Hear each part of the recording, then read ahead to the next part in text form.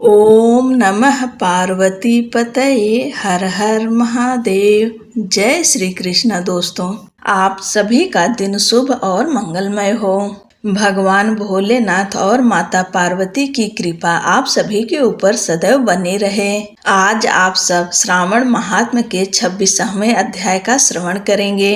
आप सब इसके पहले की कथाएं नहीं सुने हैं तो जरूर सुन लीजिए। आज की कथा में हम सब जानेंगे श्रावण अमावस्या को किए जाने वाले वृष पूजन और कुश ग्रहण का विधान। भगवान भोलेनाथ का ध्यान करते हुए आप सब 26वें अध्याय का श्रवण कीजिए। ईश्वर बोले, हे सनत कुमार, श्रावण मास में अमावस्या के दिन जो करणीय है उसको तथा प्रसंग बस जो कुछ अन्य बात मुझे याद आ गई है उसको भी मैं आपसे कहता हूँ। पूर्व काल में अनेक प्रकार के महान बल तथा पराक्रम वाले जगत का विध्वंस करने वाले तथा देवताओं का उत्पीड़न करने वाले दुष्ट दैत्यों के साथ मेरे अनेक युद्ध हुए। मैंने शुभ वृषभ अर्थात नंदी पर आरूढ़ होकर संग्राम किए, किंतु महाशक्तिशाली तथा महापराक्रमी उस वृषभ ने मुझको नहीं छोड़ा। अंधकासुर के साथ युद्ध में तो नंदी का शरीर विदीर्ण हो गया था, उसकी त्वचा कट गई, शरीर से रक्त बहने लगा, उसके प्राण मात्र बचे रह गए थे। फिर भी जब तक मैंने उस दुष्ट का संहार नहीं किया तब तक वह नंदी धैर्य धारण कर मेरा वाहन करता रहा। उसकी इस दशा को मैंने जान लिया था। उसके बाद उस अंधक का वध करके मैंने प्रसन्न होकर नंदी से कहा, हे सुव्रत, मैं तुम्हारे इस कृत्य से प्रसन्न हूँ। वर मांगो, तुम्हारे घाव ठीक हो जाएं, तुम बलवान हो जाओ और तुम्हारा पराक्रम तथा रूप पहले से भी बढ़ जाए। इसके अतिरिक्त तुम जो जो वर मांगोगे उसे मैं तुम्हें अवश्य दूंगा। नंदकेश्वर बोले, हे देव, हे देव, हे महेश्वर, मेरी कोई याचना नहीं है। आप मुझ पर प्रसन्न हैं तो फिर इससे बढ़कर क्या वैभव हो सकता है। तथापि हे भगवान, लोकोपकार के लिए मैं मांग रहा हूँ। हे शिव, आज श्रावण मास की अमावस्या है जिसमें आप मुझ पर प्रसन्न हुए हैं। इस तिथि में गायों सहित उत्तम मिट्टी से निर्मित वृषभों की पूजा करनी चाहिए। आज अमावस्या के दिन जन्म लेना कामधेनु तुल्य होता है। अतः इस तिथि में वर प्रदान करें कि यह अमावस्या वांछित फल देने वाली हो।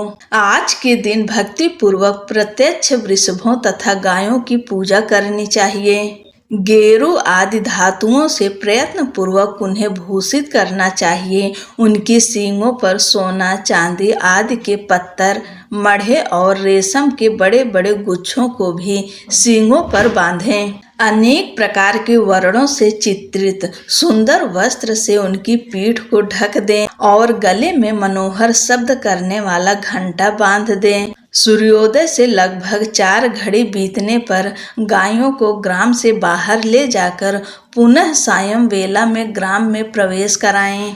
आहार के रूप में सरसों, तिल की खली आदि अनेक प्रकार के अन्न इस दिन अर्पित करें। जो इस दिन ऐसा करता है उसका गोधन सदा बढ़ता रहता है। जिस घर में गाय ना हो वह शमशान के समान होता है। पंचामृत तथा पंचगव्य दूध के बिना नहीं बनते हैं।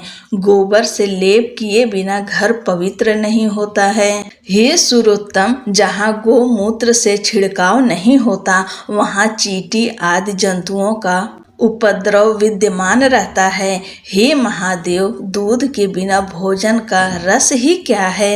हे प्रभु, यदि आप मेरे ऊपर प्रसन्न हैं तो इन वरों को तथा अन्य वरों को भी मुझे प्रदान कीजिए। हे सनत कुमार, तब नंदी का यह वचन सुनकर मैं बहुत प्रसन्न हुआ। मैंने कहा, हे वृष श्रेष्ठ, जो तुमने मांगा है सब हो जाए। हे नंदिन, इस दिन का जो अन्य नाम है उसे भी सुनो।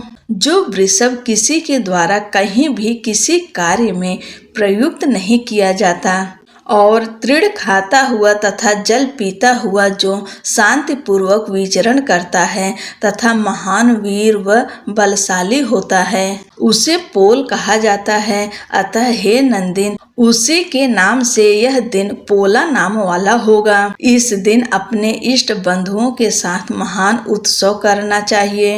हे वत्स, मैंने उस दिन ये श्रेष्ठ वर प्रदान किए थे, अतः लोगों के द्वारा इस श्रेष्ठ दिन को पोला नाम वाला कहा गया है। इस दिन सभी कामनाओं को पूर्ण करने वाला वृषभों का महान उत्सव करना चाहिए।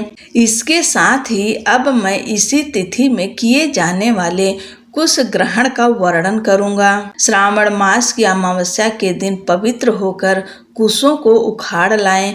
वे कुश सदा ताजे होते हैं, उन्हें बार बार प्रयोग में लाना चाहिए। कुश, कास, यव, दुर्वा, उसीर, सकुद, गेहूं, व्रीहि, मुंज और बल्वज, ये 10 दर्भ होते हैं, ब्रह्मा जी के साथ उत्पन्न होने वाले तथा ब्रह्मा जी की इच्छा से प्रकट होने वाले। हे दर्भ, मेरे सभी पापों का नाश कीजिए और कल्याण कारक होइए। इस मंत्र का उच्चारण करने के साथ ईशान दिशा में मुख करके होम फट मंत्र के द्वारा एक ही बार में कुश को उखाड़ लें। जिनके अग्र भाग टूटे हुए न हों तथा शुष्क न हों, वे हरित वर्ण के कुश श्रद्धा कर्म के योग कहे गए हैं। और जड़ रहित कुश देव कार्यों तथा जप आदि में प्रयोग के योग्य होते हैं। 7 पत्तों वाले कुश देव कार्य तथा पितृ कार्य के लिए श्रेष्ठ होते हैं।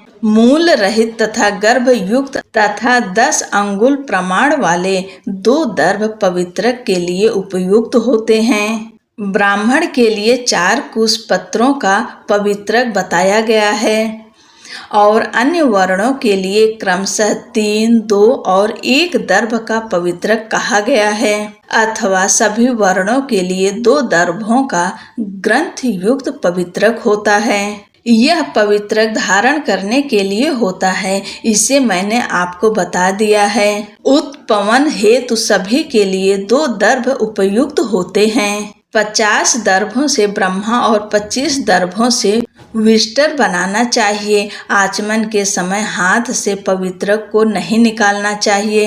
विकिर के लिए पिंड देने तथा अग्नौकरण करने के साथ और पाद्य देने के पश्चात पवित्रक का त्याग कर देना चाहिए। दर्भ के समान पुण्यप्रद, पवित्र और पापनाशक कुछ भी नहीं है। देव कर्म तथा पितृकर्म ये सब दर्भ के अधीन है। उस प्रकार के दर्भों को श्रावण मास की अमावस्या के दिन उखाड़ना चाहिए, इससे इनकी पवित्रता बनी रहती है। श्रावण मास की अमावस्या का वर्णन क्या किया जाए।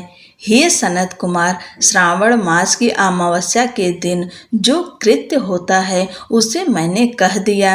श्रावण मास में और भी जो करणीय है उसे भी मैं आपसे कहता हूँ। इस प्रकार श्री स्कंद पुराण के अंतर्गत ईश्वर सनत कुमार संवाद में श्रावण मास महात्म्य में अमावस्या के दिन वृषभ पूजन कुश ग्रहण नामक 26वां अध्याय पूर्ण हुआ। बोलो भगवान शंकर की जय, माता पार्वती की जय।